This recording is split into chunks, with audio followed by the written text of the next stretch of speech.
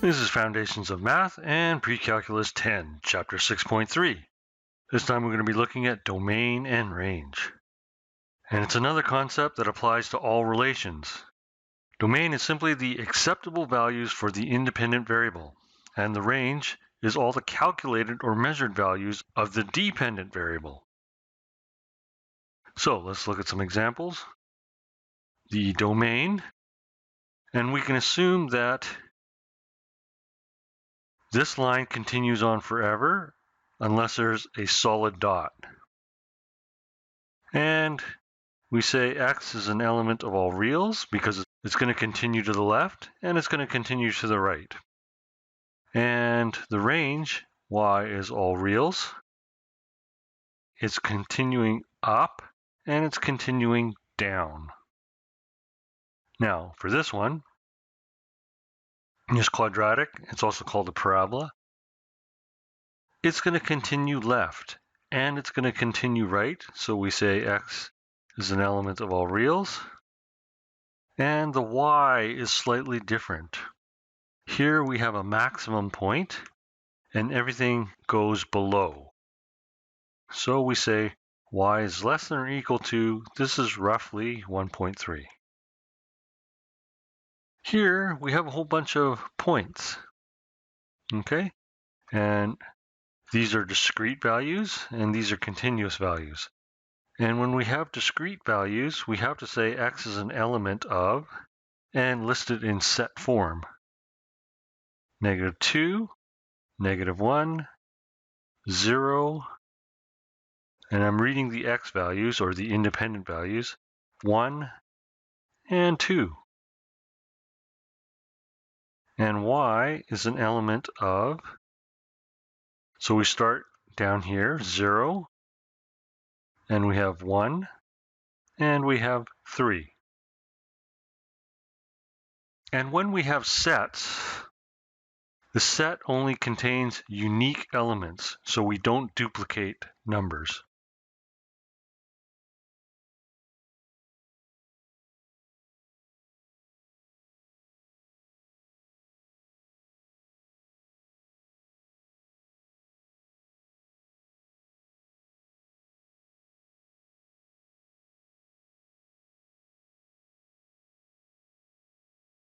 And this symbol is element of, and it's a Greek symbol.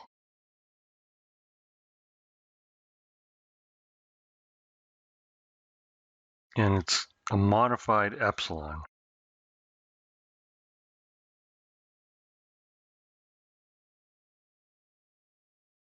Okay, so we've seen two ways to represent domains. Here's another way with a number line. And we have x is greater than -2. And we can do this in set notation. X such that x is greater than -2 and x is from the set of all reals. Another way to do this is say x is an element of, and this is interval notation, -2 to infinity. So let's label a few things here. This circle means point is not included.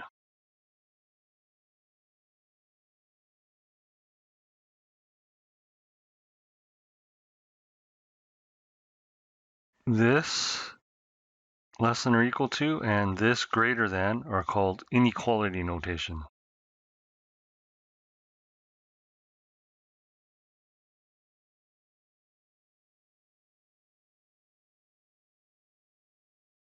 This is called interval notation.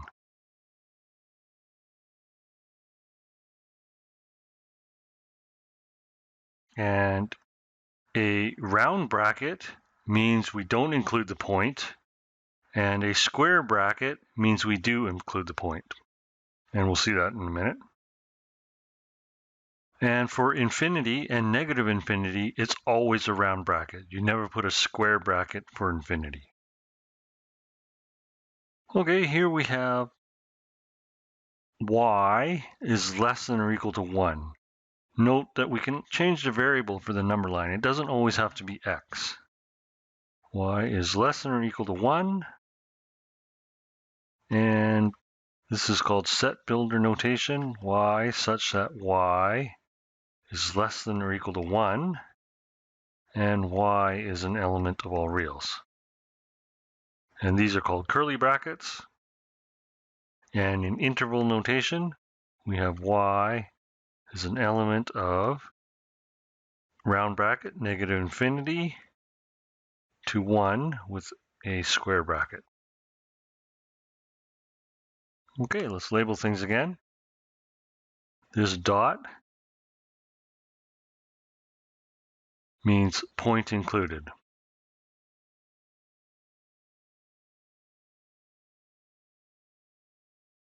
And this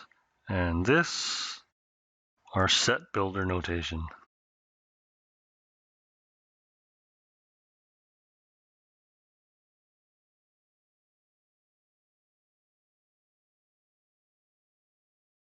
Okay, and let's look at our next number line. We have dot, dot, dot, dot, and we have an arrow continuing the dots. So Z is an element of curly brackets, -1, 0, 1, 2, and we can use dot, dot, dot. And we can also do this in set builder notation, Z, such that Z is greater than or equal to -1, with Z being from the set of integers.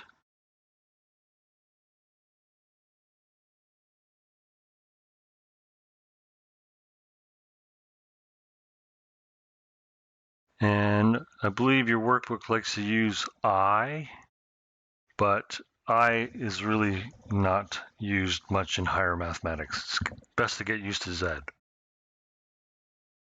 Another way of doing this in set builder notation, we can do Z such that Z equals n minus 1, with n being an element of the natural numbers. And we could specify natural numbers including 0 or including just 1. This is preferable to saying natural numbers and whole numbers because it's not always clear whether you include 0 or not.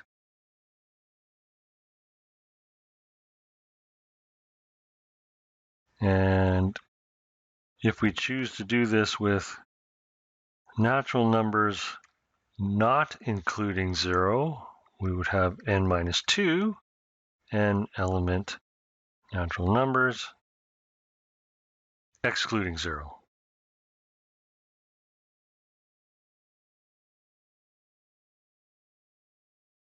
Okay, so that's a lot of notation for you.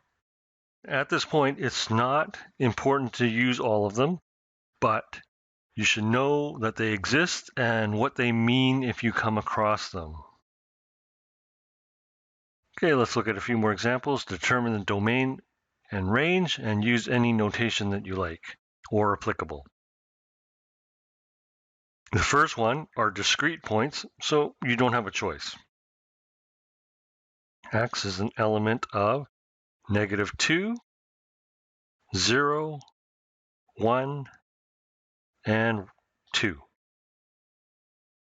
Y is an element of -2, 0, and 1.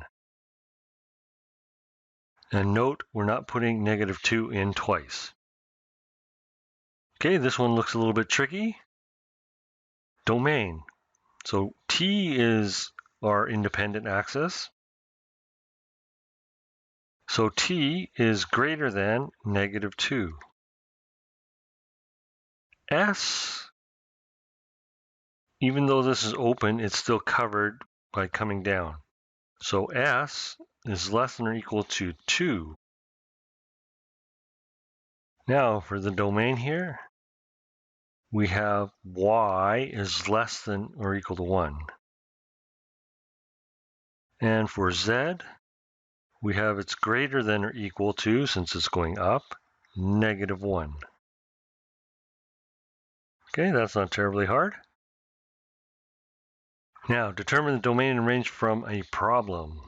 Okay, so we have to try to pick out key information here.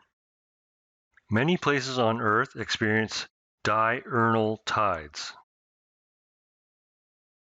One high and one low per day, and that corresponds to the moon revolving around the Earth.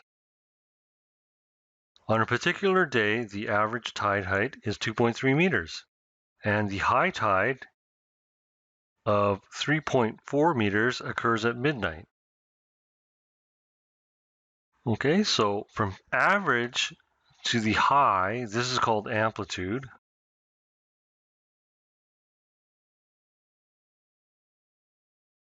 Is 3.4 meters minus 2.3 meters, so that's 1.1 meters. Therefore, low tide equals 2.3 meters minus 1.1 meters, and we have 1.2 meters. So the domain is time, the independent variable, and that goes from midnight to the next midnight, but not actually including it. The range,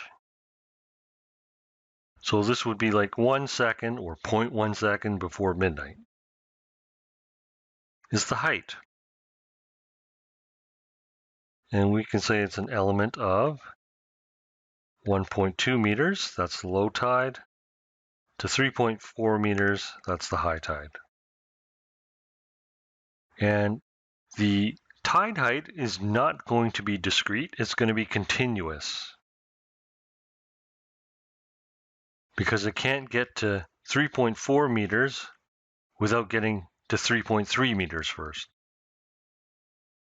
And let's look at one more example. The wind turbine on Grouse was activated from 3:30 p.m. to 5 p.m. And if you look up, you'll notice that it's not spinning all the time. That's because there's people up there sightseeing.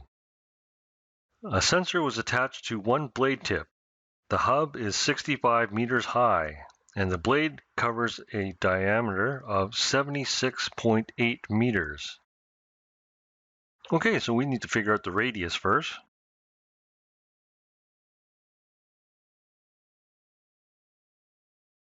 (76.8) divided by 2, and this gives us 38.4 meters. The top equals, so this is the hub. So that's the middle. So we need to go 65 meters plus 38.4 meters. And this gives us 103.4 meters. Now we need to calculate the bottom. We have 65 meters minus 38.4 meters, and this gives us 26.6 meters. And how tall is 26.6 meters? Well, that's higher than the school. So our domain, time, is an element of 3:30 p.m. to 5 p.m. And we can include the endpoint. Range is height. And that's the height of the sensor. And it goes from 26.6 meters to a high of 103.4 meters. And that completes this lesson.